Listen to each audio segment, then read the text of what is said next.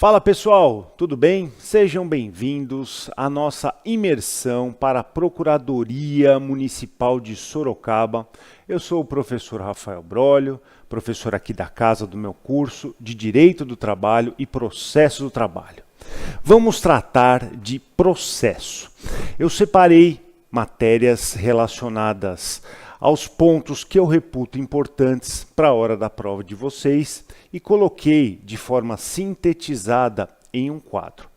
A partir desses pontos, nós vamos abri-los e tratar cada item de forma setorizada para que vocês tenham melhores chances de aprovação na hora da prova, do concurso, do exame.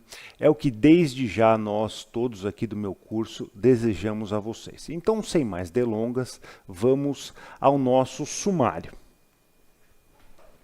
Vamos tratar dos seguintes temas: ritos no processo do trabalho, dissídio individual e coletivo, terceirização, petição inicial e defesa, recursos, execução, remessa necessária e um pouquinho sobre audiência trabalhista.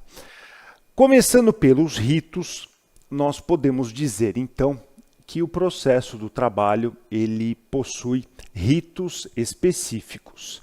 De que forma? Rito sumaríssimo.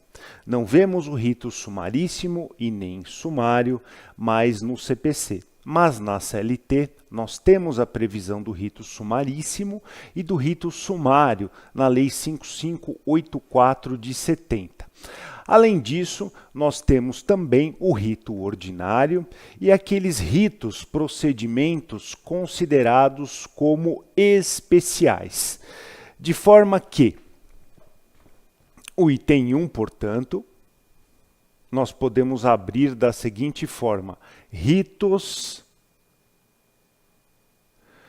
que são sinônimos de procedimentos. No processo do trabalho, nós lidamos com 4, o ordinário, que está previsto na CLT. Temos o rito sumaríssimo,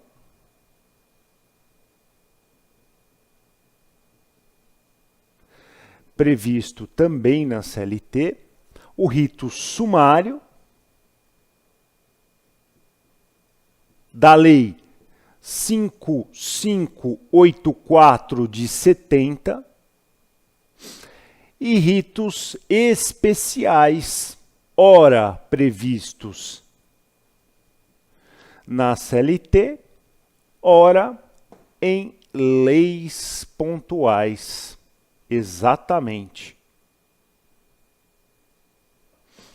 Trabalhando um pouquinho, o rito ordinário é aquele onde tudo que não couber no rito sumaríssimo, no rito sumário e em ritos especiais, seguirá o rito ordinário. E há uma grande utilização desse rito no processo do trabalho, assim como o rito sumaríssimo. Nós vamos encontrar o sumaríssimo a partir do 852A e seguintes da CLT. De modo que não pode ser parte no rito sumaríssimo, aquele que tem limitação a 40 salários mínimos, a administração pública direta, autárquica e fundacional. Enquanto no rito ordinário nós temos a possibilidade de 3 testemunhas para cada parte, no sumaríssimo só 2 testemunhas para cada parte. No rito sumaríssimo também nós temos uma peculiaridade na sentença trabalhista. Nela, a dispensa do relatório, portanto, só fundamentação e conclusão, conclusão também conhecida como dispositivo da sentença. No rito ordinário e no rito sumaríssimo, a petição inicial ela deve conter a indicação do pedido certo e determinado, e devemos também atribuir ali a especificidade para cada um deles. De que forma? Na construção da petição inicial trabalhista, que é possível de forma oral, a verbalização no setor de atermação, é possível, eu posso elaborar, eu posso distribuir uma reclamação trabalhista de forma verbalizada, tanto no rito ordinário, quanto no rito sumaríssimo, quanto no rito sumário. Agora, para determinados ritos especiais previstos na CLT, como, por exemplo, o inquérito para apuração de falta grave, há necessidade do peticionamento escrito, assim como há necessidade do peticionamento escrito em dissídios coletivos. E isso a gente vai verificar. Inquérito para apuração de falta grave lá no 853 até o 855 e o dissídio coletivo a partir do 856. Nesses últimos dois casos, há necessidade da petição escrita. Não se admite uma reclamação verbal, como no rito ordinário, sumaríssimo e sumário. Pois bem, podemos dizer então que a jurisdição significa dizer o direito. Como que eu vou entregar a minha pretensão ao Poder Judiciário, ao Estado, para resolver esse conflito? Por meio do direito de ação. Distribuída a ação, nasce o quê? O processo. E esse processo vai se desenvolver a partir de um rito. Então, olha só que interessante. Eu tenho jurisdição, que é provocada a partir do meu direito de ação, porque a jurisdição ela é inerte. Com a distribuição da ação nasce o processo e esse processo é desenvolvido por meio de ritos. Olha só, então, a estruturação. Jurisdição significa dizer o direito. Essa jurisdição é provocada pelo meu direito de ação, artigo 5º, inciso 35 da Constituição Federal. Distribuída a ação, nasce o processo. E esse processo, ele se desenvolve por procedimentos, que é o nosso bate-papo aqui do quadro. Então vejam o link de jurisdição, ação, processo e procedimento. E no processo do trabalho, nós vamos encontrar 4 situações. Muito bem, trabalhando um pouquinho mais ainda essa questão, nós temos leis pontuais que trazem ritos especiais. Por exemplo, Lei do Mandado de Segurança, Lei 12.016 de 2009. É cabível o mandado de segurança no processo do trabalho? Certamente.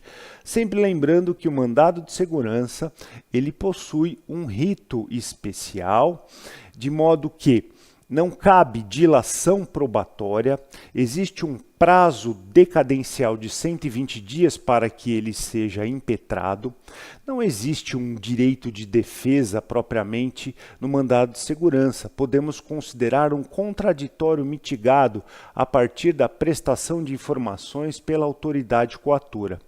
Destaco que o mandado de segurança no processo do trabalho, ele é bastante utilizado para combater decisões interlocutórias prolatadas antes da sentença. Essas decisões interlocutórias, por exemplo, numa distribuição de petição inicial, o advogado pede a tutela provisória e essa tutela provisória é apreciada antes da sentença. Não cabe recurso de imediato, porque o processo do trabalho ele lida com a irrecorribilidade imediata das interlocutórias, de modo que cabe, então, a parte que entender pertinente, impetrar o mandado de segurança. Súmula 414 do TST. Existem outras situações pontuais que nós vamos encontrar esses ritos ditos especiais. Como eu falei há pouco, o inquérito para apuração de falta grave tem um número diferente de testemunhas. A gente vai verificar lá no 853 a 855 até 6 testemunhas. Então, enquanto no rito ordinário eu tenho uma limitação de 3, no sumaríssimo eu tenho 2. No rito especial inquérito para apuração de falta grave, eu posso ter até 6 testemunhas. E o rito sumário, também conhecido como rito de alçada, é aquele em que eu tenho uma limitação de até 2 salários mínimos, diferente do sumaríssimo, que são 40 salários mínimos. Lembrando que na petição inicial, o pedido deve ser certo, determinado e com a indicação de valor. No rito ordinário, certo e determinado com indicação de valor. No rito sumaríssimo, certo ou determinado com indicação de valor. Muito que bem. Passando então para o nosso próximo ponto do sumário. Só deixando registrada aqui a lei do MS,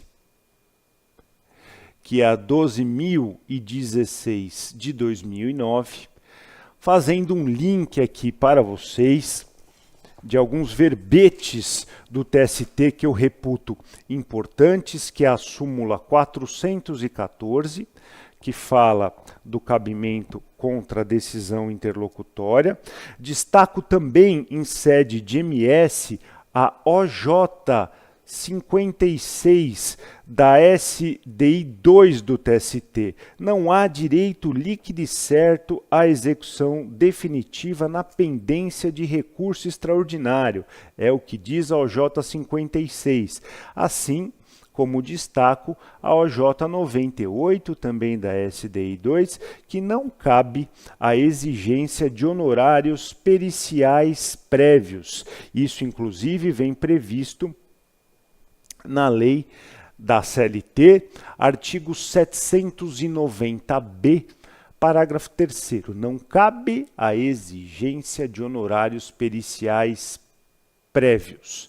Então, são alguns assuntos relacionados ao mandado de segurança. Convido-os também para ficarem bastante atentos às súmulas OJs, tanto da SDI 1, SDI 2, como SDC do TST, que têm sido assuntos bastante recorrentes na hora da prova. Agora sim, feito esse complemento, a gente caminha para o nosso tópico 2 do sumário. O nosso tópico 2, ele diz sobre o dissídio individual e o dissídio coletivo. Então vamos lá. Item 2. Dissídios individuais e coletivos. Os dissídios individuais são aqueles clássicos que conhecemos entre empregado, de um lado, e o empregador.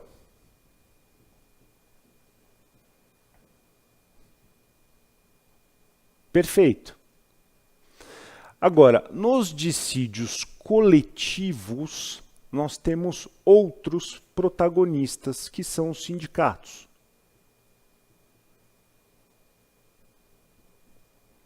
Tanto o sindicato da categoria profissional, que é aquele que representa os empregados,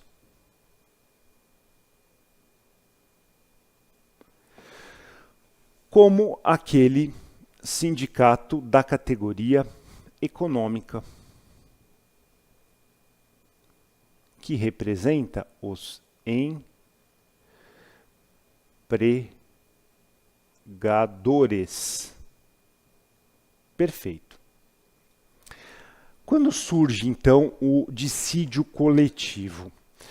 Devemos considerar que existe uma etapa prévia ao dissídio coletivo, chamada de negociação coletiva. A negociação coletiva é o momento em que as partes, no caso os sindicatos protagonistas, sentam-se à mesa para discutir, dentro do período de data base, quais são as condições, quais serão as cláusulas para o período seguinte. Lembrando que uma convenção coletiva, uma norma coletiva, ela não pode ter duração superior a 2 anos, vedada a outra atividade, vedada a sobrevida, artigo 614, parágrafo 3º da CLT.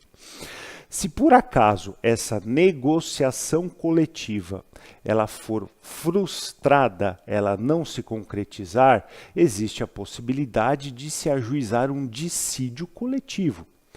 E esse dissídio coletivo, ele tem diversas espécies. Por exemplo, dissídio coletivo de natureza econômica, dissídio coletivo de natureza jurídica, dissídio coletivo de greve. Então, frustrada a negociação coletiva, desponta às partes, aos protagonistas, a possibilidade de se ajuizar o dissídio coletivo. O mais comum é o de natureza econômica, que tem previsão lá no artigo 114, parágrafo 2º da Constituição Federal, e é necessário comum acordo para se ajuizar o dissídio coletivo, que deve ser escrito, lembrando que a finalidade do comum acordo para se ajuizar o dissídio coletivo é tentar fomentar ao máximo a negociação pelas partes, pelos sindicatos. Lembrando que a solução encontrada pelas partes é sempre melhor do que aquela imposta pelo Estado. Então, lembrando aqui que se a negociação coletiva ela for mal sucedida, ou seja, eu não consegui-la, aí desponta a oportunidade do dissídio coletivo. Esse dissídio coletivo ele pode ser de natureza econômica, e aí eu vou lá para o artigo 114, parágrafo 2º da Constituição Federal, que vai exigir o comum acordo. Esse dissídio coletivo pode ser de greve, e aí isso pode repercutir no Ministério Público do Trabalho, a atuação do Ministério Público do Trabalho, artigo 114, parágrafo 3º do mesmo dispositivo, Constituição Federal, e esse dissídio coletivo pode ter natureza jurídica. Esse dissídio coletivo pode ter natureza jurídica. Lembrando que, de acordo com a OJ 7 da SDC, não cabe dissídio coletivo de natureza jurídica para interpretação de norma genérica. Há uma inviabilidade, tá? Então, só fazendo esse adendo aqui para vocês. Agora, a pergunta é, em se tratando de administração pública, que tem uma grande recorrência na hora das provas, ela pode celebrar norma coletiva, mas não há uma restrição para, por exemplo, a questão econômica, reajuste de salário dos servidores públicos? Sim, há uma restrição. E esse servidor público, ora, ele poderá ser um servidor público que tem um regime jurídico próprio, por exemplo, da Lei 8.112 de 90, ora, esse servidor público poderá ser um empregado público vinculado à CLT. Fato é que a administração pública ela não pode celebrar norma coletiva com aspecto econômico. Isso é impossível juridicamente, digamos assim, de modo que é possível apenas celebrar norma coletiva com relação a cláusulas sociais, e isso vai repercutir, inclusive, na questão voltada ao dissídio coletivo. Dissídio coletivo para pessoa jurídica de direito público, ele só é possível se versar sobre cláusulas de natureza social. E aí vocês completem no material de vocês de acordo com a OJ 5 da SDC, tá? Então, OJ 5 da SDC. Eu gostaria só de fazer mais um parênteses antes da gente passar para o próximo ponto, para o terceiro. Quando eu falei em jurisdição, devemos fazer a seguinte análise. A jurisdição, como dizer o direito, ela pode ser tanto dita pelo Estado, que normalmente acontece. Por outro lado, eu posso ter a jurisdição privada, aquela que é realizada por meio da arbitragem. 9.307 de 96 é o número da lei, e essa arbitragem não pode dizer respeito a direitos indisponíveis, tá claro? Então, por isso, o direito do trabalho, ele tem muita resistência no campo do direito individual, no que atine a jurisdição privada. Mas eu devo fazer uma ressalva.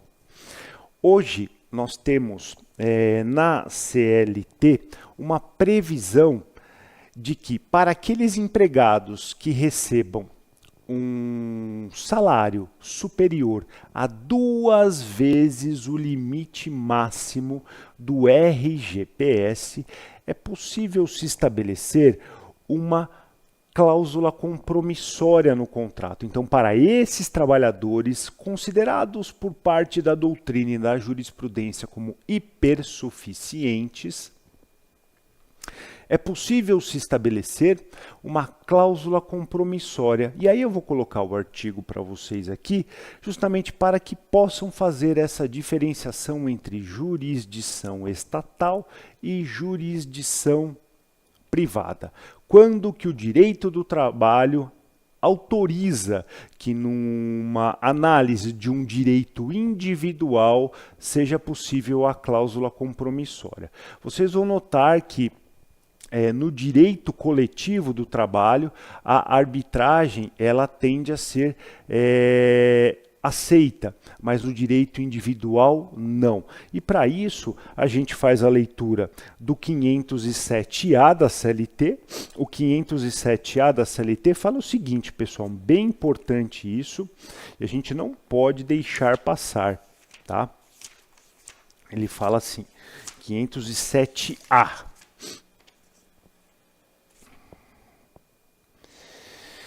Nos contratos individuais de trabalho, cuja remuneração seja superior a 2 vezes o limite máximo estabelecido para os benefícios do RGPS, Regime Geral da Previdência Social, poderá ser pactuada a cláusula compromissória de arbitragem, desde que, por iniciativa do empregado ou mediante sua concordância expressa nos termos previstos da Lei 9.307. Tá?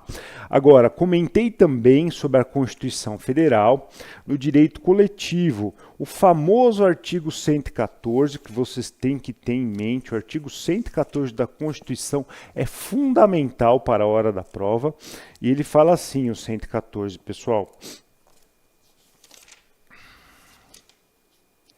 compete à Justiça do Trabalho processar e julgar, é o caput, tá? O parágrafo 2º diz, recusando-se qualquer das partes a negociação coletiva ou a arbitragem. Então, no direito coletivo, tem a aceitação, inclusive, com previsão constitucional. A restrição é para o direito individual, exceto para aqueles trabalhadores do 507A. E competência, fiquem atentos também, que nós, da Justiça do Trabalho, não temos competência para analisar relação de trabalho do trabalhador estatutário, do servidor público estatutário. É só do seletista, é só do seletista.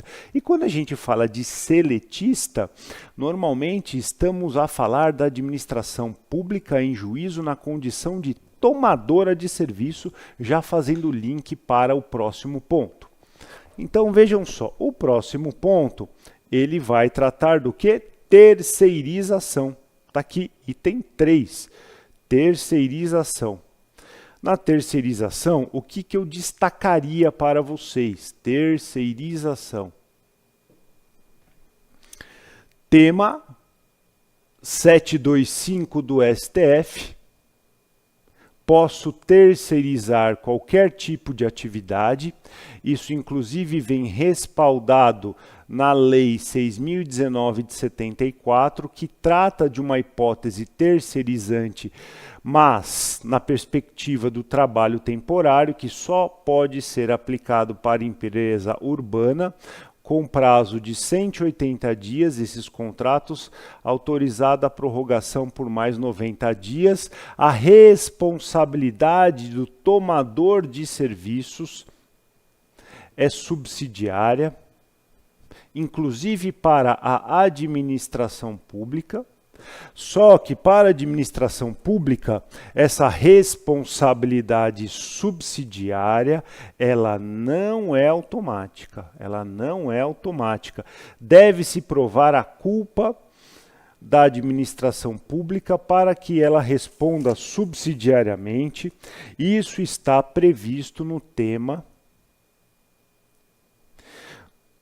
246 do STF. Então, se são empresas privadas, a tomadora de serviços vai responder de forma automática, mas o Estado de um modo amplo, que eu digo, União, Estado, município, aqui é um Estado no sentido lato, a responsabilidade não é automática, tá? Então, há a responsabilidade subsidiária daquele que toma os serviços. A Lei 6.019 de 74, ela tem uma peculiaridade no artigo 16, quando a ETT, a empresa de trabalho temporário, falir, a responsabilidade do tomador de serviços será do tipo solidária. Perfeito. Então, normalmente, quando temos um trabalhador seletista voltado à administração pública, isso aparece na Justiça do Trabalho na forma de terceirização. Aí estabelece-se um litisconsórcio passivo. Rafael, posso só colocar prestadora de serviços no polo passivo? Pode, só que aí você não tem como buscar a responsabilidade do Estado a posteriori. Não cabe uma ação declaratória posterior para que se reconheça a responsabilidade subsidiária depois de já reconhecida na ação de origem com a prestadora o crédito do trabalhador. Não. Se eu quiser só ajuizar contra a prestadora, é possível. Se eu quiser ajuizar só contra a tomadora, não é possível, porque há uma ordem para responder pelo débito. Primeiro a prestadora e depois a tomadora. Então, só contra a prestadora é possível. Eu fiz uma escolha, abrir mão do garante do meu crédito, porque se a prestadora não pagar, a tomadora paga. Agora, ação só contra a tomadora não é possível, porque a prestadora responde em primeiro lugar, e também não é possível uma ação declaratória para reconhecer a responsabilidade subsidiária, uma ação declaratória a posteriori. Ou seja, teve uma ação de origem contra a prestadora, foi condenada e depois eu entro com uma segunda ação para reconhecer só a responsabilidade do Estado, no caso, no exemplo do tratado, não é possível. Tá? Tem limites cronológicos da terceirização, eu tenho uma linha do tempo, tá? E normalmente esse valor devido pela tomadora vai ser de acordo com o contrato que ela teve com a prestadora. E eu também tenho quais são os objetos envolvidos na terceirização.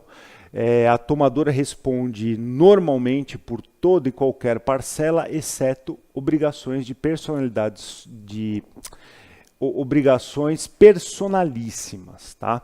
Atentem-se à súmula 331 do TST, mas lembrem-se que, frente ao novo entendimento que temos sobre terceirização, de que é possível terceirizar tudo, tem alguns pontos da súmula 331 que já não fazem mais sentido, como, por exemplo, a diferença entre atividade meio e atividade fim, já que eu posso terceirizar tudo.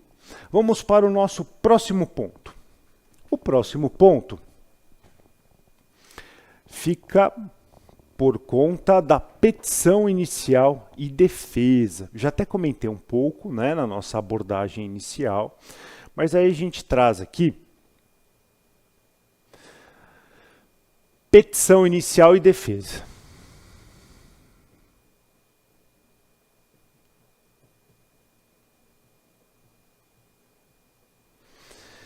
Tanto a petição inicial quanto a defesa podem ser feitas de forma oral. Exceções aqui, como eu disse, nós temos o IAFG, que a petição inicial precisa ser escrita, o dissídio coletivo. Mas, em regra, eu tenho a possibilidade da petição inicial ser oral, artigo 786 da CLT, e a defesa também oral, conforme artigo 847 da CLT. Lembrando que defesa é considerado um gênero, e esse gênero, normalmente, no processo do trabalho, ele vem a partir de 3 espécies. Eu tenho a exceção de incompetência territorial. Aqui estamos a falar do artigo 800 seletista. Nós temos a contestação, que normalmente é o que acontece.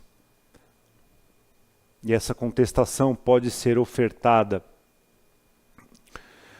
de forma oral em audiência por 20 minutos. E temos a reconvenção. Sabemos que, à luz do CPC, a reconvenção deve ser ofertada na mesma peça que a contestação, conforme o artigo 343 da norma processual civil. Bom, alguns pontinhos interessantes com relação a essa matéria. A exceção de incompetência territorial, o autor escolhe o local de ajuizamento da ação. Lembrando que tem uma regra específica lá no 651, é o local de prestação de serviços. Aquele contrato que tem uma cláusula de eleição de foro serve para alguma coisa? Não, porque a gente tem uma regra própria.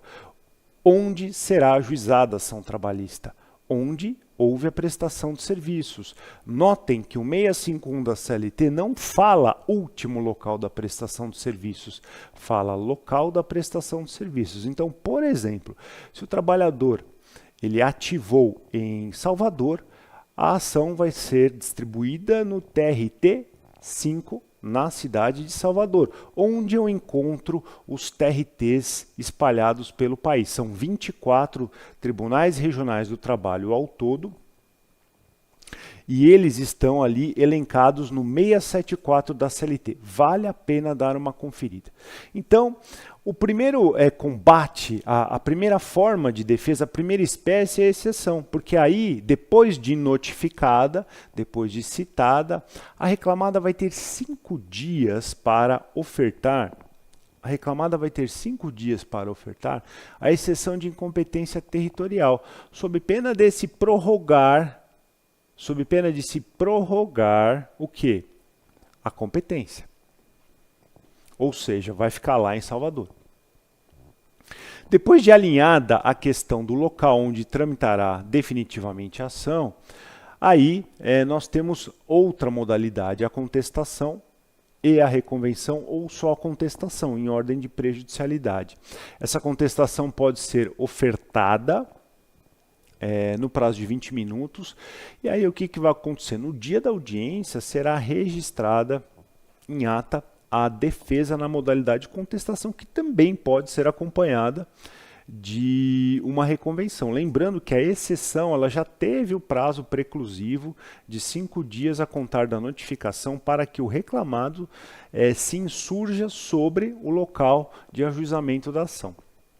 Lembro ainda que existe um decreto, o Decreto-Lei 779 de 69, que confere privilégios à administração pública com relação ao processo do trabalho. Por exemplo, prazo em quádruplo para poder se defender, prazo em dobro para recorrer, dispensa de depósito recursal. Sugiro então depois que deem uma lida no decreto, vou até colocar em letra vermelha aqui para destacar decreto, sempre bato nessa tecla, Decreto-Lei 779 de 69, privilégios à administração pública.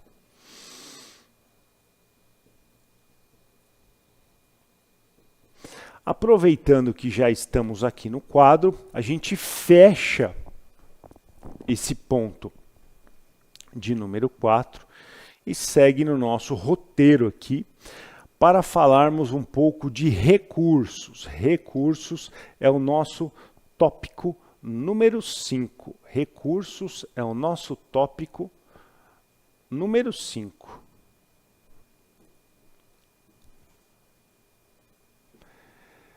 Recursos. Normalmente, os recursos trabalhistas têm o prazo de 8 dias. Esses dias são úteis, conforme artigo 775 da CLT. E normalmente esses recursos ele tem o efeito devolutivo. Artigo 893 é importantíssimo. E o 893, ele, embora não faça essa abertura que eu vou colocar aqui no quadro, vocês vão notar que existe a possibilidade de recurso de agravo, de embargos, de recurso ordinário, lá do 895, e do recurso de revista, lá do 896 até o 896C. Atentem-se, porque temos a previsão de recurso de revista repetitivo, tá? Esses dois aqui, na verdade, esses artigos todos aqui são da CLT.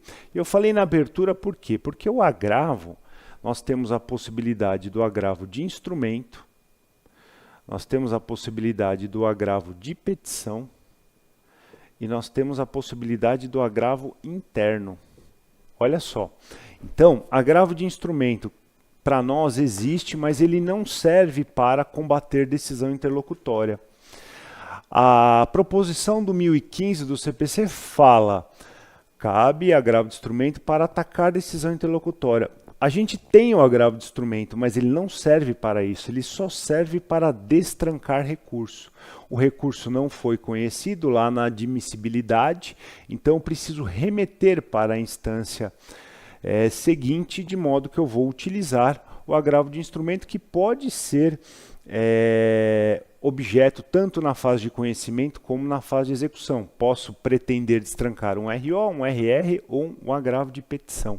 O agravo de petição, falando nele, é o recurso que tem excelência na fase de execução. Não tem agravo de petição na fase de conhecimento. O agravo de petição, ele serve para combater decisões lá na fase de execução. Por exemplo, eu tive uma sentença em embargos de execução. Como que eu vou atacá-la? Por agravo de petição.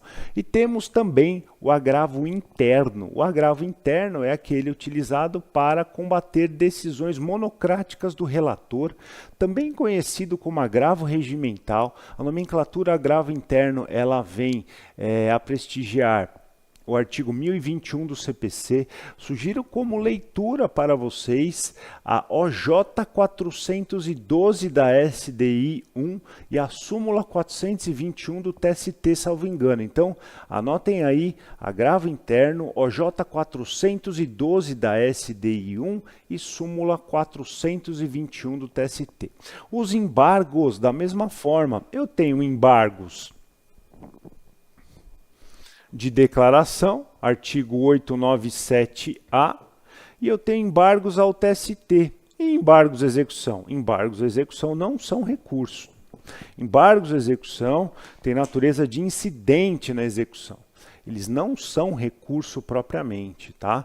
E a previsão dos embargos de execução estão lá no artigo 884 da CLT. Embargo de declaração 897A, da CLT, destoa do prazo de 8 dias, ele tem um prazo de 5 dias e interrompe, em regra, o prazo para o recurso seguinte. Por exemplo, uma sentença, a parte embarga de declaração, interrompe o prazo, sentença em embargo de declaração, aí eu tenho mais 8 dias úteis para apresentar o meu recurso ordinário. Os embargos ao TST, eles tramitam apenas no TST. Por exemplo, uma turma acerca de um fato, uma turma do TST acerca de uma lei, o fato lei, diverge da outra turma do TST, cabe embargos para a SDI.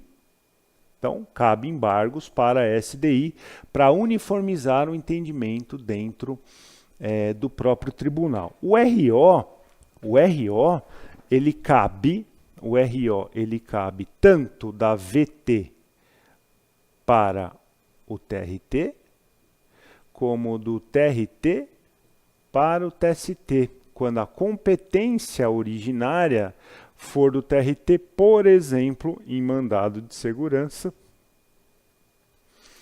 súmula 201 do TST. E, por fim, o recurso de revista é um recurso que detém natureza extraordinária. Não é um recurso extraordinário, porque também cabe o recurso extraordinário para nós. É um recurso que detém natureza extraordinária, prazo de 8 dias úteis, só cabe em sede de decisão de RO, então o TRT decidiu, só cabe em dissídio individual, não cabe recurso de revista em dissídio coletivo, e aí quem vai analisar o recurso de revista é a turma do TST. Cabe recurso de revista também em execução, se houver violação da Constituição Federal, conforme artigo 896, parágrafo 2º da CLT. Dito tudo isso, nosso sexto ponto, então, vamos a ele. Sexto ponto.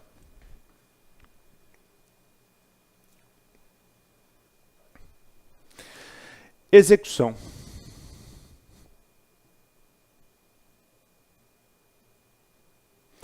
Execução é o nosso sexto ponto. O que eu posso executar no processo do trabalho? Aquilo que estiver previsto no artigo 876 da CLT, princípio do título, mais nota promissória e cheque, desde que digam respeito a um contrato de trabalho. Isso está autorizado na Instrução Normativa 39 de 2016 do TST, que autoriza buscar 2 títulos executivos extrajudiciais lá do CPC. Então, pessoal, 876 fala, eu só posso executar sentença passada em julgado, muito embora a própria CLT admita a possibilidade de execução provisória até a penhora, é possível a execução provisória até a penhora. Voltando ao 876, só posso executar sentença transitada em julgado, acordo não cumprido, termo de ajuste de conduta firmado com o MPT, a terceira espécie, e a última espécie é o termo de conciliação firmado perante as comissões de conciliação prévia lá do 625A da CLT. Aproveito para fazer aqui uma colocação, não é obrigatória a passagem pela comissão de conciliação prévia, que é uma instância, uma esfera administrativa antes de chegar ao Poder Judiciário, como já sedimentado pelo STF. Então, além das hipóteses do 876, dessas 4 que eu mencionei, existe também, dentro do princípio do título, outras 2 hipóteses que eu posso utilizar o CPC conforme autorizada pela Instrução Normativa 39 de 2016 do TST. Nota promissória e cheque. Eu só posso executar título. Ou esse título é judicial, ou esse título é extrajudicial. Se eu tiver uma sentença líquida, avançando um pouco, eu necessito liquidá-la. Aí eu vou lá para o 879 da CLT. O 879 vai obrigar o juiz a estabelecer o contraditório. Se a própria vara elabora o cálculo, há um prazo comum de 8 dias para que as partes se manifestem sobre o cálculo, sob pena de preclusão. Homologado o cálculo, sentença de liquidação, não cabe nenhum recurso de imediato, de modo que, pelo 880, pronta a conta, o executado tem 48 horas para pagar e deve ser citado por oficial de justiça. Por que eu disse que do 879, da liquidação, não cabe recurso de imediato? Não cabe recurso de imediato porque vai ter um efeito diferido. Eu só vou poder fazer isso lá na frente, lá na hipótese do 884. O 884 vai dizer o seguinte: garantido juízo ou penhorado bens, existe a possibilidade em 5 dias de se entrar com embargos de execução pelo executado. E da mesma forma, o exequente poderá apresentar impugnação à sentença de liquidação. Vamos lá para o quadro. Nós temos ainda o 879, que fala da liquidação. Essa liquidação ela pode ser feita por cálculos, por artigos ou por arbitramento. O 880 vai falar do pagamento em 48 horas pelo executado, citação por oficial de justiça.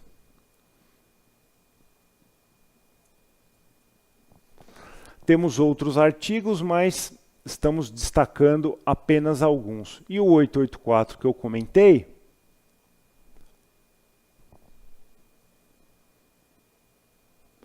ele fala dos embargos à execução. Não só o executado terá os 5 dias para se manifestar, mas o exequente também, dependendo da matéria, se lhe interessar, poderá ofertar a impugnação à sentença de liquidação.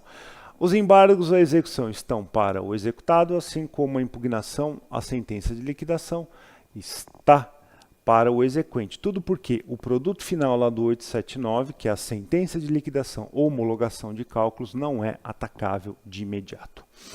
Vamos partir para o nosso penúltimo ponto. Penúltimo ponto é o reexame necessário.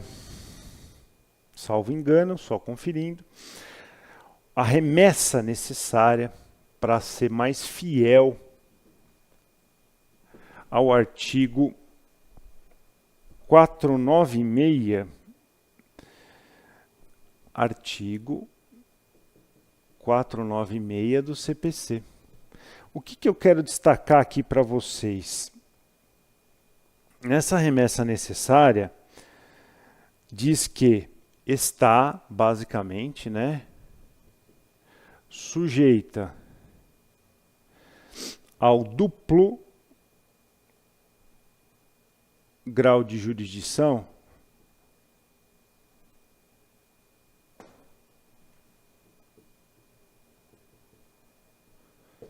não produzindo efeito, senão depois de confirmada pelo tribunal.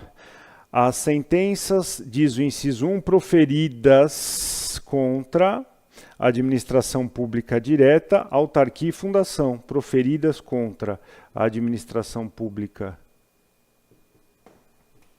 direta, autárquica e fundacional.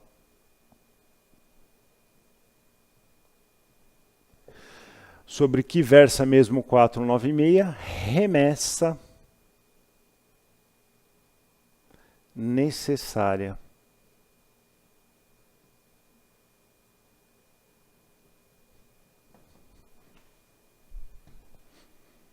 E também temos no inciso 2 que julgar procedente no todo ou em parte os embargos à execução fiscal, Então, procedência em embargos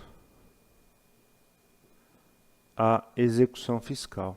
Então, atentem-se para o fato da necessidade da remessa necessária, lembrando que não se aplica o disposto no artigo em questão para os limites constantes lá no parágrafo 3º. Muito bem. Chegamos ao último ponto das nossas dicas aqui do nosso Imersão, que é um assunto bem bacana e de muita utilização para nós da área trabalhista, que é a audiência trabalhista. Normalmente, quando você distribui a ação, nasce o processo, já é marcado uma audiência. Por quê? Porque o processo do trabalho ele é marcado fortemente pelas tentativas conciliatórias. A gente sabe que para a administração pública existe a restrição, até porque o pagamento é feito por meio de precatório, não pode transacionar, mas por vezes a gente está observando, a gente vem observando nas provas de concurso para procuradorias que está caindo bastante sim a parte voltada ao processo da administração pública, mas também o tratamento da CLT, quando se perguntam questões envolvendo puramente ali interesses particulares. Então a gente caminha para o nosso ponto de número 8. O nosso ponto de número 8, portanto, fica por conta da audiência trabalhista. Essa audiência trabalhista, ela pode ser uma audiência una, ela pode ser uma audiência de instrução, ela pode ser uma audiência de conciliação, ela pode ser uma audiência inicial. Bom, a gente sabe que o não comparecimento à audiência una, a audiência inicial pelo reclamante, gera o arquivamento. E o arquivamento, nada mais, nada menos, corresponde à extinção do feito sem resolução do mérito. A gente vai lá para o 844. Então, seja ela inicial, seja ela una, se o trabalhador, que é aquele que normalmente está no polo ativo, não comparece, aí nós temos a consequência lógica, que é o arquivamento. Se o trabalhador, no prazo de 15 dias, segundo o parágrafo 2º do 844, não justificar a ausência dele, mesmo sendo beneficiário da justiça gratuita, já disse o STF, já chancelou o STF, ele vai ter que pagar as custas. O trabalhador vai ter que pagar as custas. Agora, se a reclamada, por exemplo, não comparece a uma audiência una, a uma audiência inicial, ela é considerada rével e confessa quanto à matéria de fato. E aí, o juiz, aplicando a confissão e a revelia quanto a confissão quanto à matéria de fato e a revelia, muito provavelmente a parte autora vai prescindir, vai dispensar outras provas a serem produzidas. Agora, se a ausência é na audiência de instrução, tanto o reclamante quanto o reclamado, a consequência jurídica vai ser a confissão. Então vamos colocar mais algumas informações complementares aí no nosso quadrinho. Então nós temos audiência de instrução. Vamos começar aqui. Ausência. Tanto para o reclamante quanto para a reclamada, a consequência é a confissão.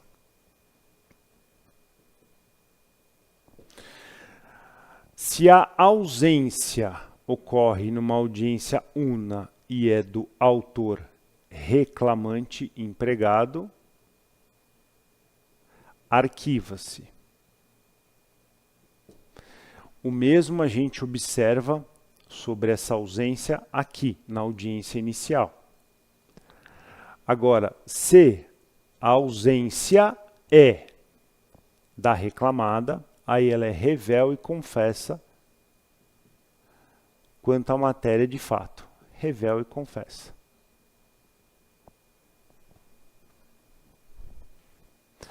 Certo. Aí, tem uma informação bem importante para vocês, que eu coloco aqui, faço até um destaque em vermelho. OJ 152 da SDI 1 do TST, PJ de Direito Público,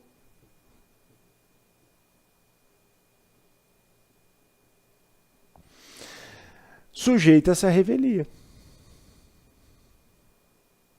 É claro, nós temos diversos pontos aqui a atacar, né? Por exemplo, artigo 392 do CPC, não se aplica a confissão, a direitos indisponíveis, mas para efeito da OJ 152 da SDI 1, pessoa jurídica de direito público sujeita-se sim à revelia. O que eu quero destacar? Quero destacar ainda que, para efeito do processo, isso vai repercutir também, claro, em custas do processo, existe um artigo na CLT, que é o 790-A, que diz assim: são isentos do pagamento de custas o beneficiário da justiça gratuita, e aí eu sugiro que também atentem-se para a justiça gratuita o artigo 790, parágrafo 3º da CLT. Ainda para a justiça gratuita, atentem-se a duas súmulas, 457 e 463 do TST. Artigo 790, parágrafo 3º da CLT, súmulas 457 e 463 do TST para a justiça gratuita, que é isento do pagamento de custas, assim como a administração pública direta, autárquica e fundacional que não explora atividade econômica, e o Ministério Público do Trabalho também não está sujeito ao pagamento de custas. Ainda falando de audiência e ainda falando um pouquinho mais de processo, lembrem-se dos honorários advocatícios. Temos previsão de honorários advocatícios na CLT? Sim, temos. Lá no artigo 791-A, a limitação é de 5% a 15%, diferente do CPC, que é de 10% a 20%. E o beneficiário da justiça gratuita, ele não paga os honorários advocatícios, que deverão ficar sob condição suspensiva. Ele somente vai pagar os honorários advocatícios na hipótese dessa justiça gratuita ser revista, ou seja, o reclamante deixar de ter essa benesse. Isso pode ser provado, por exemplo, nos autos, com a juntada de mídias relacionadas a redes sociais que o reclamante está ostentando, e ele perde aquela condição. Perdendo a condição, ele passa a pagar os honorários advocatícios. Mas se ele é detentor, então ele fica com a condição suspensiva. É importante a gente destacar também que na audiência trabalhista existe uma concentração muito grande de atos processuais. Então, prioriza-se essa concentração justamente porque a entrega do crédito ao trabalhador, de natureza, na maioria das vezes, alimentar, se faz necessária pela razoável duração do processo, que é um direito fundamental previsto lá no artigo 5º, inciso 78 da Constituição Federal. Ouvem-se as partes, as testemunhas e, se necessário, terá que ser feita a perícia. Artigo 195, parágrafo 2º da CLT. Essa perícia, geralmente, ela diz respeito à insalubridade, periculosidade, acidente do trabalho, e também podemos ter a perícia contábil.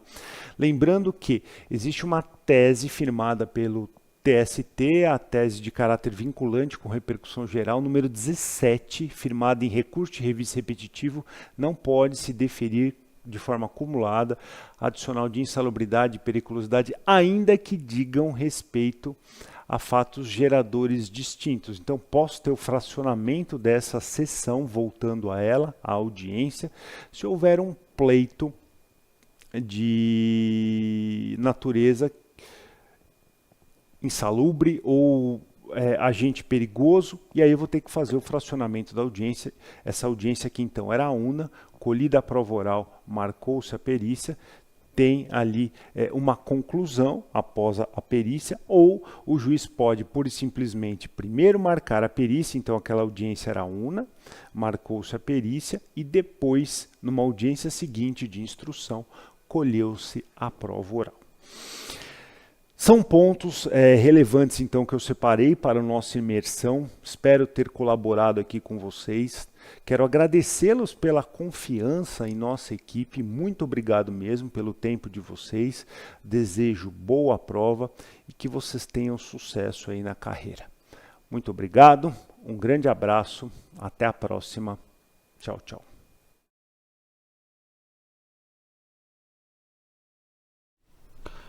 Olá, meus queridos alunos e minhas queridíssimas alunas, com vocês, César Peghini, trabalhando com vocês, mais um tema importantíssimo para o seu concurso, imersão.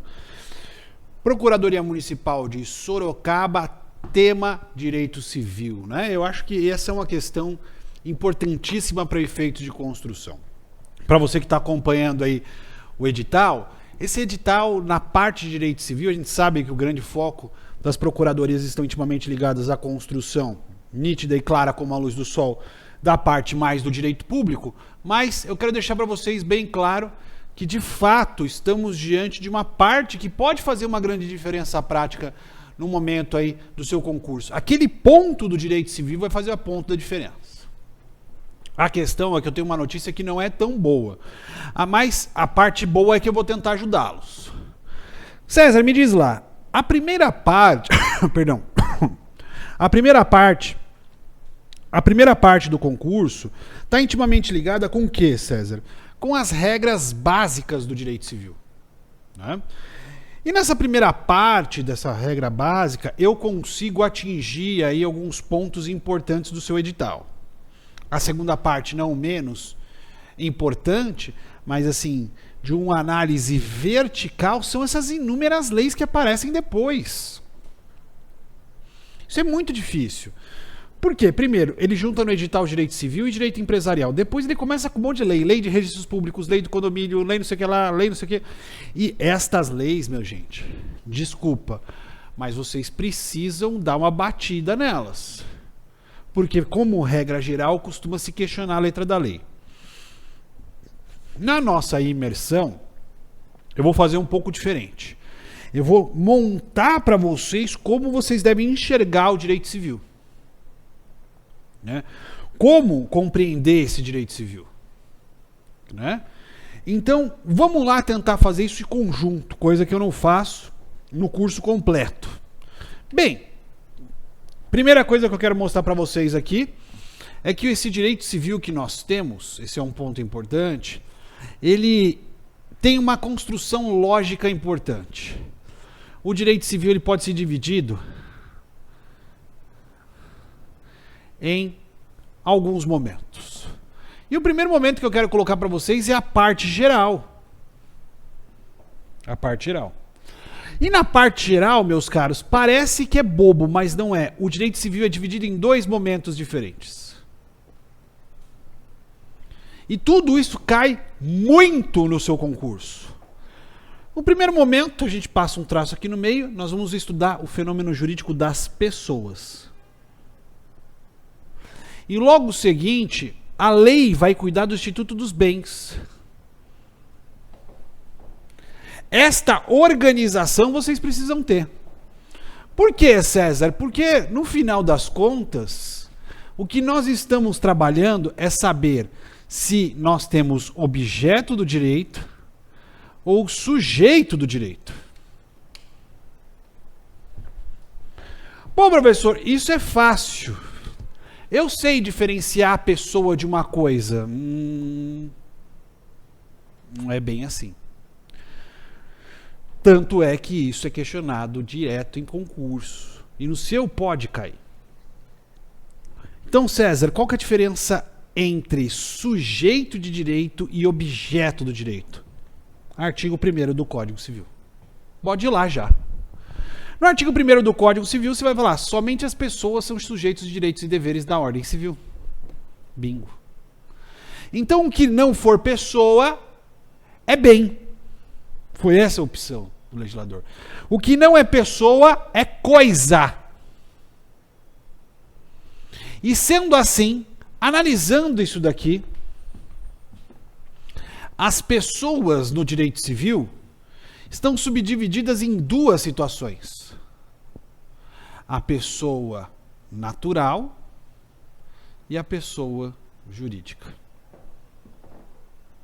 Se não for pessoa natural, não for pessoa jurídica, nós estamos diante do objeto do direito. Esse é o primeiro ponto. Pode parecer besteirinha, mas não é. Quem são essas pessoas naturais, professor César? As pessoas naturais são nada mais, nada menos do que aquelas que estão intuídas em 2 artigos. Quais seriam esses 2 artigos, César? O artigo 2º e também artigo 40 do Código Civil. Nas pessoas naturais, não, professor. Artigo 2º, pessoa natural, e artigo 40, pessoa jurídica. E esse é um ponto de intersecção já no seu concurso, porque eles colocam o direito empresarial dentro do direito civil. E quando eu falo de pessoa jurídica, eu estou trabalhando um conceito lato sensu. Por quê, César? Além das pessoas naturais, e aí o artigo 2º diferencia as modalidades de pessoas naturais, os absolutamente capazes. Não. O 2º demonstra, o 3º, o 4º e o 5º cuidam os conceitos dos absolutamente incapazes, relativamente incapazes e os capazes. Esse é o ponto. E aí você chega para mim e fala, então esse assunto está resolvido? Em tese com uma parte da legislação, mas outra cuida da pessoa jurídica. E da mesma forma da pessoa natural, esse é um ponto interessante, pessoal, existem vários tipos de pessoas jurídicas. Nós temos, pelo menos num primeiro momento, as pessoas jurídicas de direito público e as pessoas jurídicas de direito privado. Quem são as pessoas jurídicas de direito público? Está no artigo 40 do Código Civil. Está a autarquia, as figuras do Estado, município, as fundações públicas. Agora, esse não é um problema do direito civil. O problema do direito civil, como na ideia da pessoa natural, artigo 2º, 3º, 4º e 5º, são artigos importantíssimos, a pessoa jurídica precisa estar no rol do artigo 44. Esta é a grande questão. Esta é a grande questão.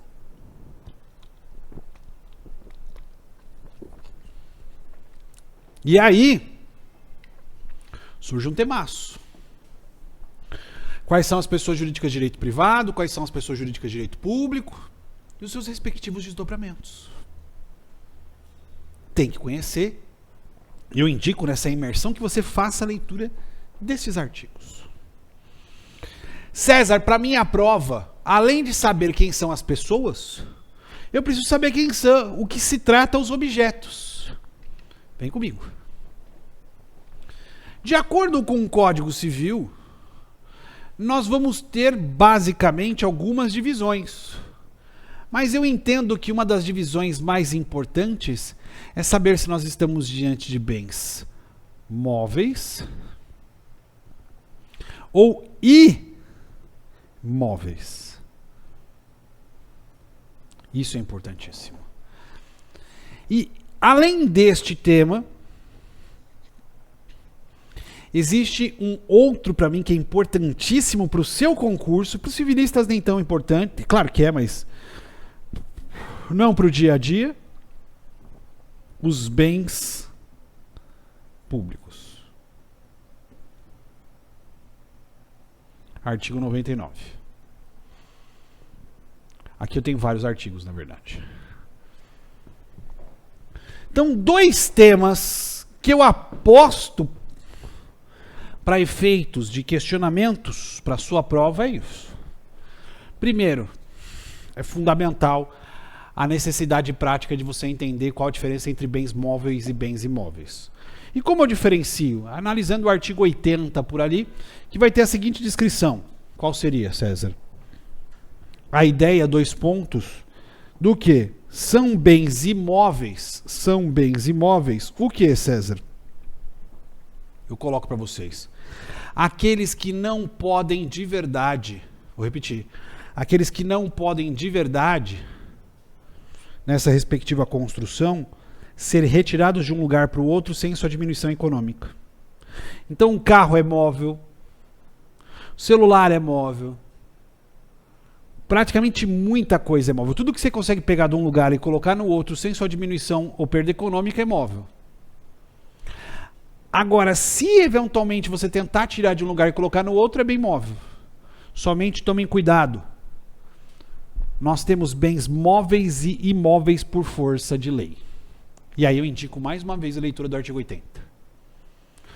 Não só do artigo 80, mas dos artigos que trabalham esse conceito jurídico. Ok? Segundo ponto, de imersão. Precisa saber quais são os bens públicos. E a lei diz que nós temos os bens particulares, privados, que pertencem às pessoas jurídicas de direito privado, ou pessoas jurídicas ou pessoas naturais, e de outro lado nós temos os bens públicos. E aí os bens públicos nós temos os bens de uso comum do povo, os bens de uso especial e os bens dominicais. Este conceito está no Código Civil. Este conceito está no Código Civil. Então, pode ser que isso seja objeto da sua prova? Sim. Especialmente por conta do triplo I, que é um tema que cai para efeitos de prova, mas que é importante para essa construção. Qual é o triplo I? Os bens públicos são impenhoráveis, são inalienáveis e são imprescritíveis. E isso está espalhado pela codificação. Impenhorável, o bem público não pode ser objeto de execução ou de execução pelo particular. Porque sendo impenhorável, ele é pago, as dívidas da fazenda é paga por precatórios. Veja a conexão entre os dois tempos. Ele é inalienável, de verdade, mas nós podemos desafetá-los e realizar a alienação por força da lei de licitações. É imprescritível, sim, porque contra os bens públicos não cabe prescrição aquisitiva para efeitos de uso capião. Então, são temas de direito civil que eu entendo que são super pertinentes num concurso como esse. Então, temos aqui uma temática bala para ser perguntada. Bala. Bala, bala, bala. Mas, uma vez que eu consigo identificar quem são, o que é o objeto do direito, o sujeito do direito, surge um desafio. Então, eu já sei quem que é o sujeito ativo, sujeito passivo e objeto. Falta ligar isso entre eles.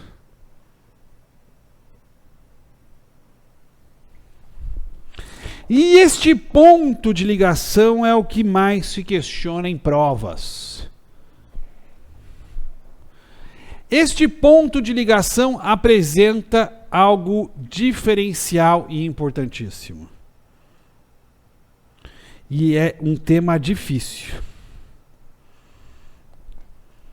Surge a questão específica da teoria geral do negócio jurídico. Aluno chega para mim e fala assim: professor, eu sou apaixonado pelo direito penal. Eu falo, nossa, você é o bichão mesmo. Direito penal tem que ser bom. Então tá bom. Vamos fazer um teste? Vamos fazer um teste. Fazer o teste. Chega lá, pergunta: você conhece teoria do crime? Não conheço. Fato típico e antijurídico. Então me explica o que está dentro do fato típico, os seus elementos, características e subdivisões. Não, então me diga quais são as hipóteses específicas de antijuridicidade e seus reflexos. Legítima defesa, estado de necessidade, estrito cumprimento do dever legal. Este tema é dificílimo, mas o tema de direito civil também tem seus desafios. Porque como é que eu explico que o negócio ele existe para efeitos de direito, sendo que eu estou olhando para ele para não parecer que existia? Ele é válido, ou seja, ele pode eventualmente surtir os seus efeitos e pular para o plano da eficácia, ou ele é inválido. Isso cai muito em prova. Muito. Então, nessa respectiva construção,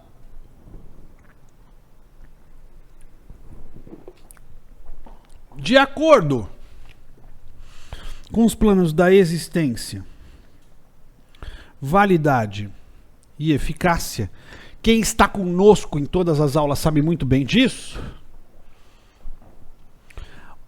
O ponto que mais cai em prova é a questão da validade.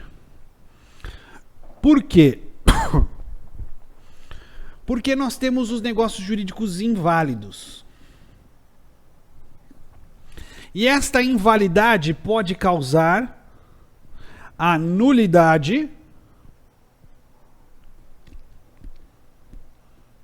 que é muito mais grave, e pode causar a anulabilidade. Pode causar a anulabilidade.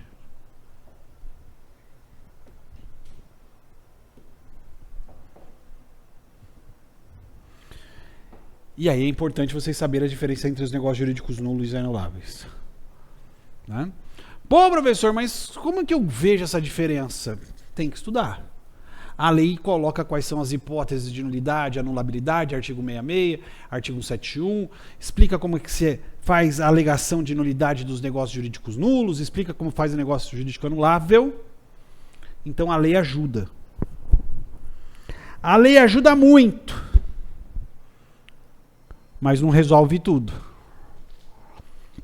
Porque vocês precisam entender que dentro dos sistemas de nulidade e anulabilidade tem um tema que é altamente questionado em provas: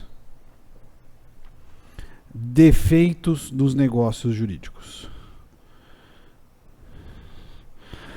E os defeitos do negócio jurídico terão hipóteses de vícios do consentimento e vícios sociais. E quais são as hipóteses de vícios do consentimento? É mais difícil, hein, gente? Vamos tentar colocar aqui: erro, dolo, coação, estado de perigo, lesão e fraude contra credores. Nossa, professor, como é que você lembra de tudo de cabeça? É claro, eu sou professor de direito civil. Eu repito isso algumas vezes, mas para você que está no concurso, é pesado, porque você não tem que saber somente do meu direito civil, você tem que saber de tudo. Mas eu quero mostrar para vocês que estes são os vícios do consentimento. E os vícios do consentimento tornam as hipóteses específicas anuláveis. E não nulas de pleno direito. A única hipótese de questões correlacionadas à nulidade do negócio jurídico vem de um vício social. E o único vício social gera a nulidade. Simulação.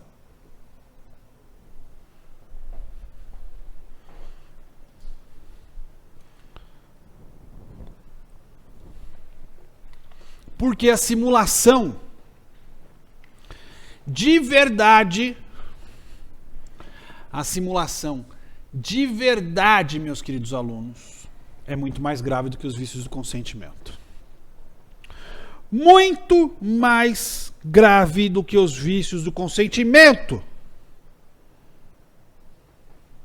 Por qual causa, motivo, razão, circunstância? Na sua prova você deve se lembrar disso. No vício do consentimento, a vontade faz uma curva. O que eu declarei não era o que eu queria. Na simulação, não se faz curva. O que eu declarei era exatamente aquilo que eu queria. Mas ele é muito mais grave,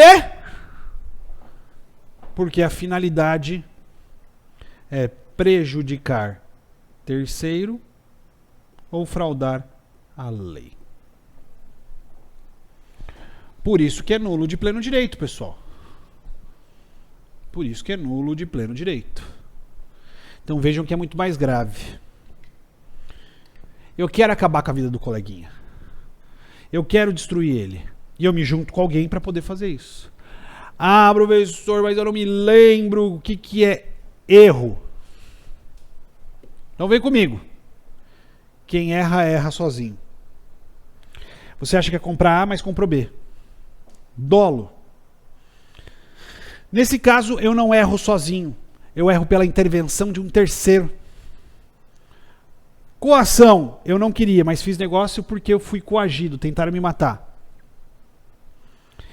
Estado de perigo. Utilizaram de uma situação do meu risco de vida, dos meus familiares, e aí tentou tirar vantagem disso de mim. Lesão. Não tem nada a ver com risco de vida, tem a ver com inexperiência ou estado de necessidade na contratação, ou seja, alguém que, por exemplo, está precisando abastecer o carro e a gasolina simplesmente dispara. Lesão. E por fim, fraude contra credores. Que parece uma simulação muito à malemolência. Que eu entendo, a simulação, como regra geral, tem a intenção de prejudicar credor, né? Então, dá essa ideia. Não, mas fraude contra credores é completamente diferente da ideia da simulação. E aí, meus caros, todas essas hipóteses apresentam para nós uma situação de anulabilidade e de nulidade absoluta. Então isso pode cair em prova, gente? Pode cair fortemente em prova. Pode cair fortemente em prova. Esse era o ponto ou a dica inicial que eu tenho para vocês. Mas César, vamos ter outros livros, outros temas? É só parte geral? Claro que nós vamos ter. Outro tema que para mim é sempre uma aposta, vem logo depois do que eu vou mostrar para vocês agora. Ele vem, o próximo tema, de mais uma divisão do direito civil. Teoria geral da obrigação. A teoria geral da obrigação também pode ser dividida em duas frentes? Não. Aqui nós vamos ter 4 frentes. Repito, 4 frentes. Primeiro delas, teoria geral da obrigação. Segunda delas, teoria geral da transferência das obrigações. Tema 3, teoria geral do adimplemento. E teoria geral do inadimplemento. Não consegui anotar, professor César. Eu não vou fazer vocês voltarem no vídeo, eu explico. Teoria geral da obrigação, teoria geral da transferência da obrigação, teoria geral do adimplemento e teoria geral do inadimplemento. Agora, como eu fiz da outra vez, obrigatoriamente você precisa conhecer essas hipóteses. Vamos lá? O que tem dentro da teoria geral das obrigações? Antes disso, vocês têm que saber um outro conceito. Professor, quem é o credor versus o devedor nas relações jurídicas contratuais? Quem é o devedor e quem é o credor nas relações jurídicas contratuais? Obrigatoriamente vocês precisam conhecer o que nós chamamos de sinalagma contratual. Se não souber isso, não acerta a questão para efeitos de ordem de construção. Vejam, para explicar sinalagma, para saber quem que é o credor e devedor, você precisa fazer esse desenho aqui, ó. E aí entender a respectiva situação contratual. O contrato aqui será de compra e venda.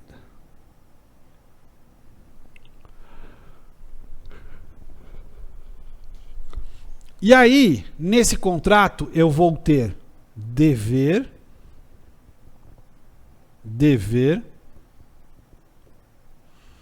direito.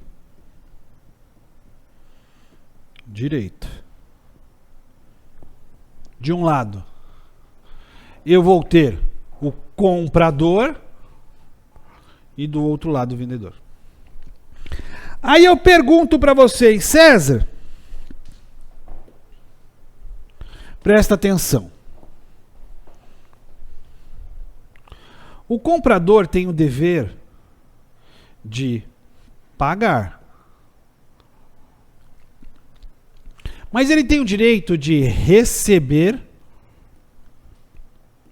a coisa.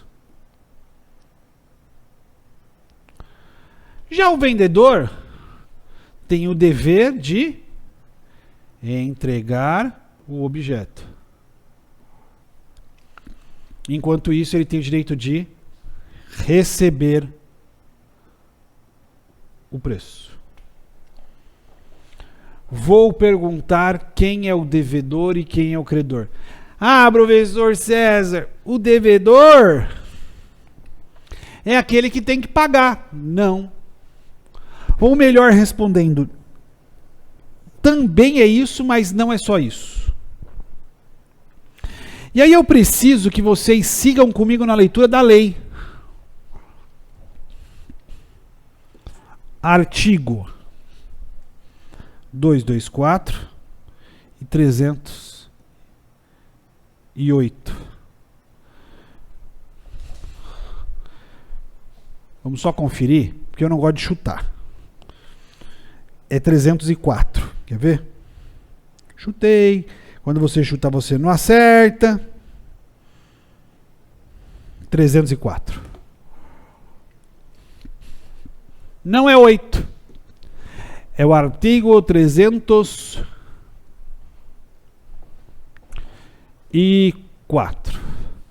Como funciona esse artigo 304? Ele vai tentar resolver o nosso problema, explicar quem que é o devedor, quem é o credor. Ele vai dizer que na teoria geral, na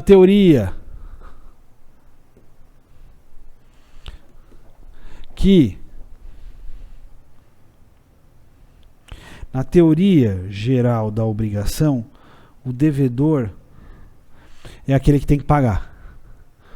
Como na teoria geral do adimplemento,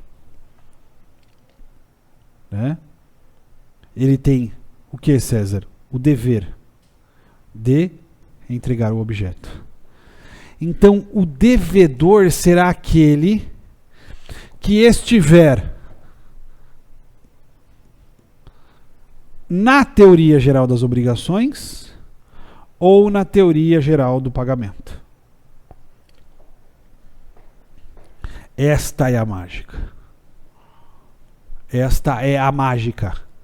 Então, César, eu posso ter dois devedores? Sim. Aquele que simplesmente não respeita a obrigação de dar, fazer e não fazer.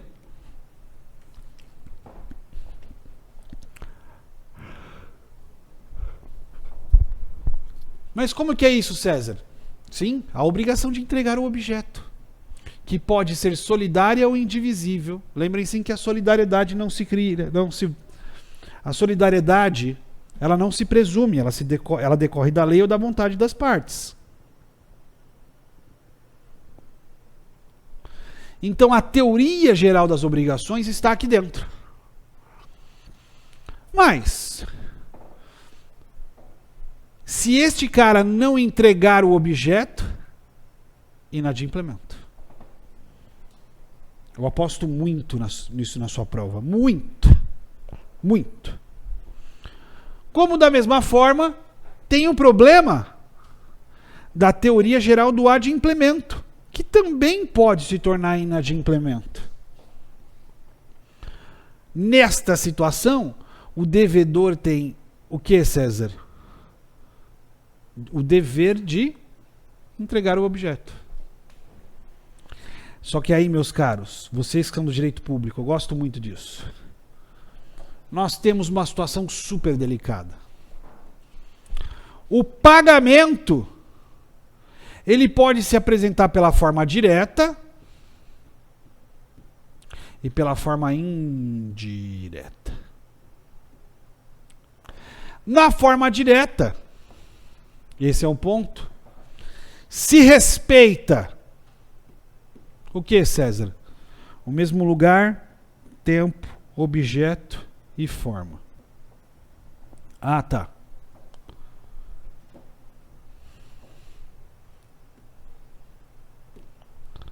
E pessoas. Lugar, tempo, objeto, forma e pessoa. A obrigação nasceu e morreu do mesmo jeitinho que ela nasceu. Beleza, César. Mas na obrigação indireta, eu tenho a substituição destes elementos.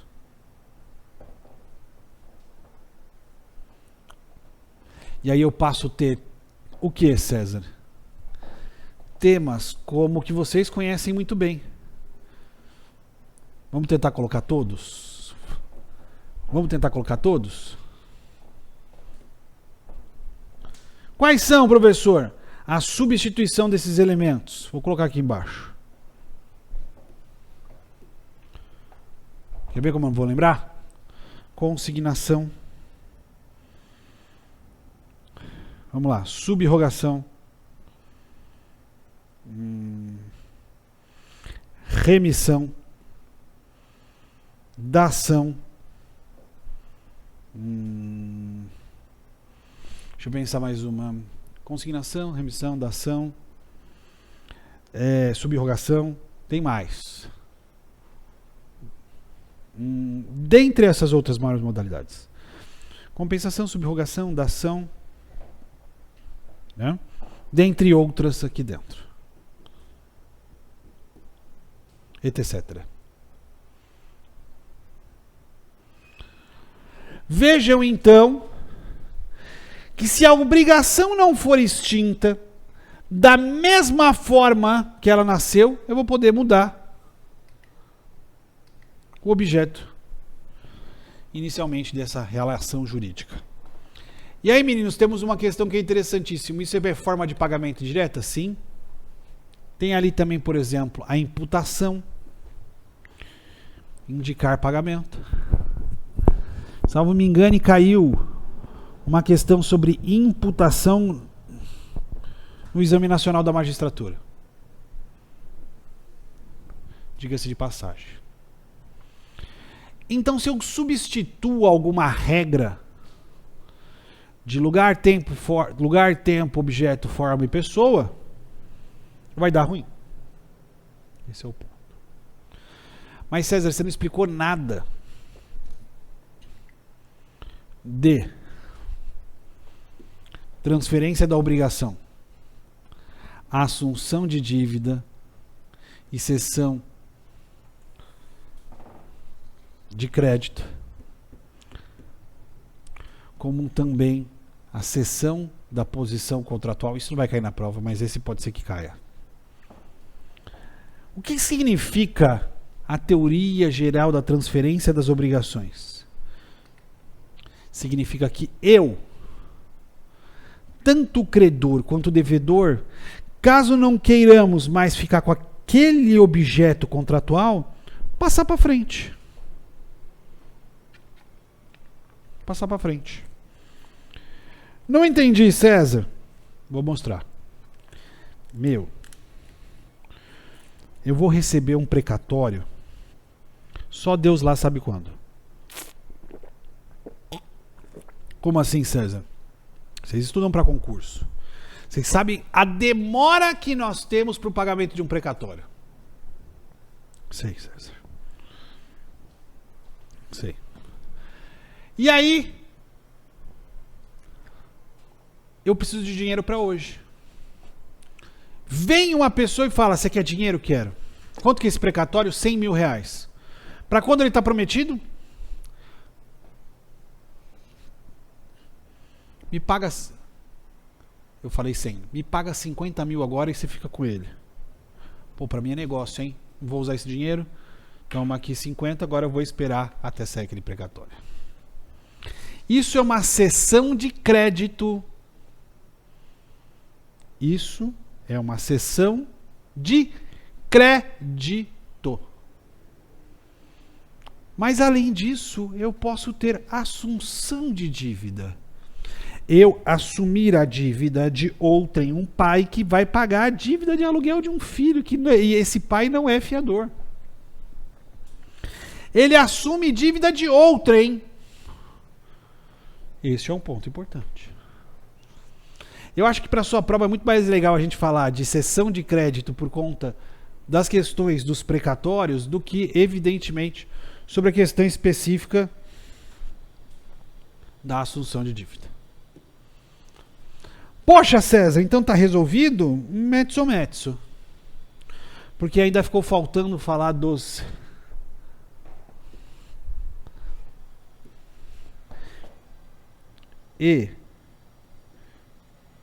efeitos do inadimplemento. Quais são os efeitos do inadimplemento, professor César? Para nunca mais esquecer e ajudar. Artigo 389 do Código Civil. O artigo 389 do Código Civil vai dizer para nós quais são os efeitos do inadimplemento. E você fala, mas quais são? 389. Ele vai dizer o seguinte, só na tela. Não cumprida a obrigação, responde o devedor por perdas e danos. Não cumprida a obrigação, ele responde por perdas e danos, responde por atualização monetária, responde por o que mais, professor? Os índices regulamentos estabelecidos e honorários de advogado. Pô, professor César, tá faltando um negocinho aí. Claro que tá, meus queridos. Tá faltando o bendito dos juros. O inadimplemento causa estes efeitos. Quais efeitos são esses, professor César? Primeiro, perdas e danos, Cacau. Danos emergentes e lucros cessantes. O que eu perdi e o que eu possivelmente deixei de lucrar. Professor, número 2. O que seria a atualização monetária? Correção monetária. Não se preocupe, isso não é sanção. Isso simplesmente é remédio para a inflação. Meu aluno, eu já fico mais tranquilo numa imersão. Que eu sei que vocês têm a base, é só para trazer os conteúdos. Professor, juros. Sanção por dia. Dia não, né, gente? Por mês, juros de 1% ao mês. Tá faltando mais uma, professor? Claro que tá, deixei para agora. Cláusula penal. Cláusula penal é sanção, pessoal. Firme, sanção firme. Sanção firme. Em qual construção, professor César? Na ideia de que não pagar causa uma situação de sanção. E aí tem vários limites, né, gente? Porque eu tenho a cláusula penal moratória, que tem vários limites baixos. 2% no CDC, 2% na questão dos condomínios e assim por diante. Até 10% tem. E tem aquelas cláusulas penais exorbitantes da lei dos distratos, que pode chegar até 50% do objeto pago. E você tem a cláusula penal indenizatória, né? Esse é um ponto que é mais complicado e o juiz pode reduzir equitativamente em alguns casos. Estes são os efeitos do inadimplemento. Ah, professor, ficou somente faltando honorários advocatícios. Sim, na segurança da fé que nós temos, honorários advocatícios sucumbenciais e não contratuais. Fechado comigo? Ah, professor, tem tema novo que ainda dá tempo? Sim. Nós temos o último bloco, aí eu prometo que eu vou deixá-los. O último bloco é teoria geral dos contratos. E dentro da teoria geral dos contratos, de novo, 4, professor. Nossa, o código é muito cartesiano. Primeiro deles, princípios contratuais. Anota. 2, formação dos contratos. 3, efeitos contratuais. Esse eu acho que cai na prova. E 4, extinção dos contratos. Princípios contratuais, formação dos contratos, efeitos contratuais e, por fim, extinção dos contratos. O que eu acredito que vai ser objeto de questionamento não está na primeira fase, mas pode ser que aconteça. Que nós temos os princípios contratuais, nós temos os, conforme o professor Flávio Tartúrcio, os princípios clássicos e os princípios modernos. Princípios clássicos, força obrigatória dos contratos, somada à ideia do pacta sunt servanda. O contrato faz lei entre as partes, somada à força obrigatória dos contratos. Só um detalhe, a força obrigatória dos contratos, para falar, não, tem alguma coisa errada aí, César. Tem sim. A força obrigatória dos contratos, nesse estabelecimento, é sinônimo de pacta sunt servanda. Mas a questão específica destes princípios clássicos é somada a um outro conceito, princípio da autonomia privada. Sem vontade, não existe negócio jurídico. Mas de verdade, eu acho que esses dois conceitos não vão cair. O que pode ser objeto de questionamento aqui de verdade, pessoal, é a questão dos princípios modernos. E aí nos princípios modernos eu tenho dois princípios importantíssimos. O artigo 400, para efeitos de contratos, o artigo 421 e o 422. E eu indico fortemente que leia o 421, porque ele vai falar da principiologia por trás do que, César?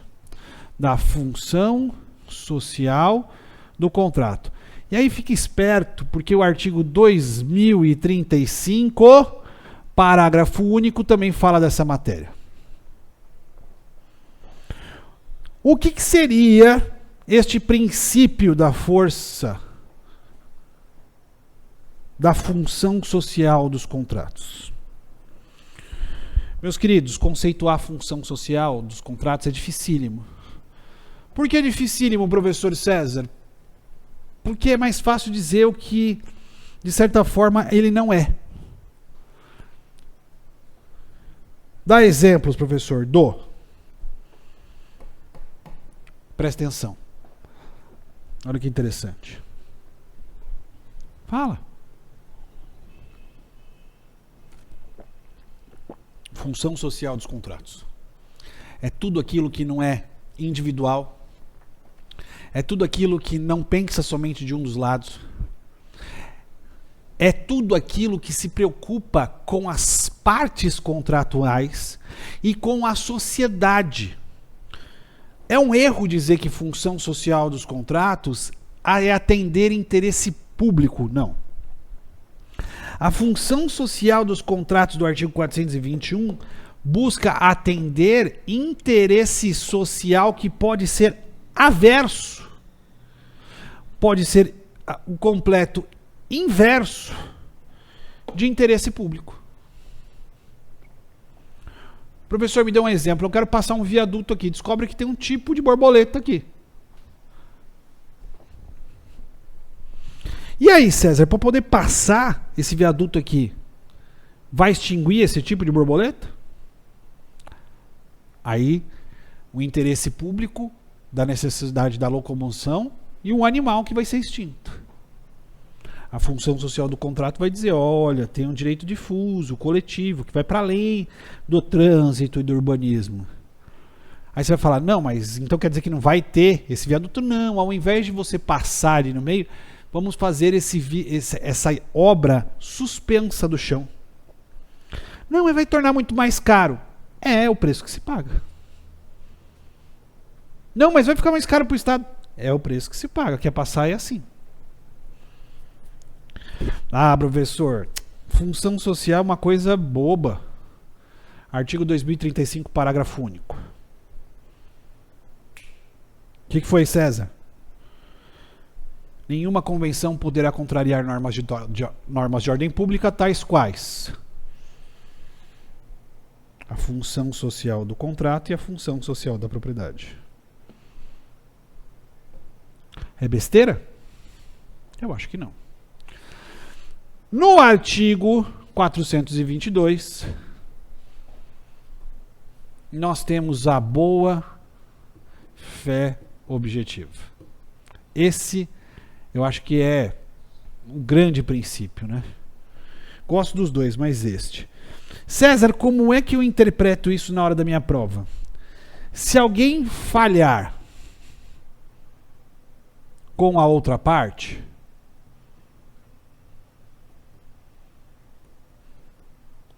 e quando eu coloco falhar com a outra parte, é violar direito, anexo, / deveres, anexos, ele quebra com a boa-fé objetiva. Qual seria o exemplo, professor César? Falta com dever de cuidado, informação, lealdade. Dentre muitas outras hipóteses, nós estamos diante da violação da boa-fé objetiva. Fica aqui a dica de estudo rápido. Abre agora o Google e coloca conceitos parcelares da boa-fé objetiva. Suprécio, surrécio, Tucoque, Duty to Mitigate the Loss, Teoria do Adimplemento Substancial, Nashfries, dentre todos aqueles conceitos. Violou, é ilícito civil. Fundamentado no artigo que ajuda essa situação 187 do Código Civil. Aquele que exerce um direito excede manifestamente os limites impostos em sua finalidade econômica e social, com a boa fé e os usos e costumes do local, comete ato ilícito. Então a boa fé é isso. César, formação dos contratos. Você acha que tem uma pergunta da prova? Eu sempre aposto nesse artigo. E assim, eu sempre aposto e nunca cai. Espero que caia com vocês. 428. Ele é uma pegadinha, o 428, pessoal. Como assim, César? 428. Porque ele é uma exceção da regra geral.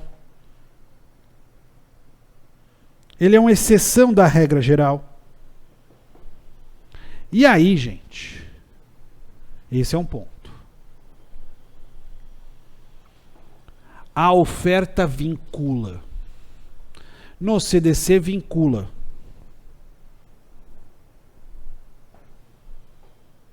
Beleza, entendi. A oferta vincula. Aí você fala, nossa, mas sempre? O 428 vai dizer o quê? Olha bem aqui. Vai dizer o quê? Que em alguns momentos não. E aí tem que ter uma leitura da lei, pessoal. Qual que é a leitura da lei? Eu falo para vocês. Deixa de ser obrigatória a proposta, que se feita sem prazo, a pessoa presente não foi imediatamente aceita. Você e eu, nós estamos numa conversa de telefone. Quer contratar? Você não fala nada. Deixa de minha proposta ser obrigatória. 2. Se feita no prazo, a pessoa presente... Se for feita sem prazo, a pessoa ausente... Eu tô aqui, você tá longe, a conversa não é automática. O que vai ter? Vamos deixar de ter o tempo decorrido suficiente para a resposta. Eu te mando um e-mail, quer contratar comigo? Você não responde em uns 3 dias. Acabou. Se feita a pessoa ausente, não tiver sido expedida a resposta dentro do prazo dado. Quer contratar comigo? Você tem 5 dias para dizer. Passou para o 6º. E se antes ou simultaneamente eu te mandei um e-mail e outro logo depois, chegar ao conhecimento da outra parte, a retratação do proponente. Aposto nisso, sempre. Então, do que se trata esse artigo? De exceções ao quê? A proposta. Como vinculação.